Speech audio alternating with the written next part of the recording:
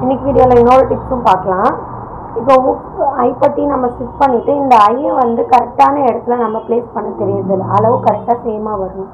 அப்போ தான் ஊக்ஸ் போடும்போது நம்ம ப்ளவுஸ் கரெக்டாக ஃபிட்டாக இந்த இடத்துல வந்து கரெக்டாக உட்காரும். ஸோ அதுக்காக இப்போ நீங்கள் வந்து ஐப்பட்டி ஸ்டிச் பண்ணுறீங்க. சில பேர் ஐப்பட்டின்னு வாங்க, சில பேர் வீப்பட்டின்னு வாங்க.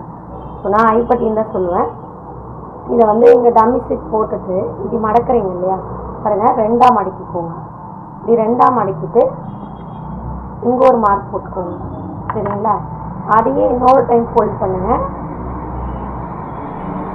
இந்த பக்கம் ஒரு மார்க் போட்டுக்கோங்க.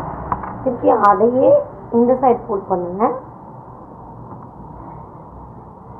அப்போ என்ன அவங்களுக்கு 3 பக்கம் மார்க் எடுத்துச்சு. கீழேக்கு இந்த சைடு கீழேயும் மேலேயும் மட்டும் உங்களுக்கு கிடைக்கல.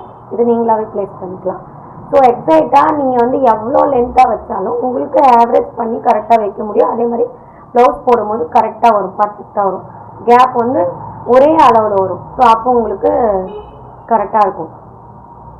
ஸோ இந்த மாதிரி பண்ணி வீப்பட்டி ஸ்டிச் பண்ணி பாருங்கள். இந்த டிப்ஸ் உங்களுக்கு பிடிச்சிருந்தா நம்ம பேஜை ஃபாலோ பண்ணிக்கோங்க. தேங்க்யூ.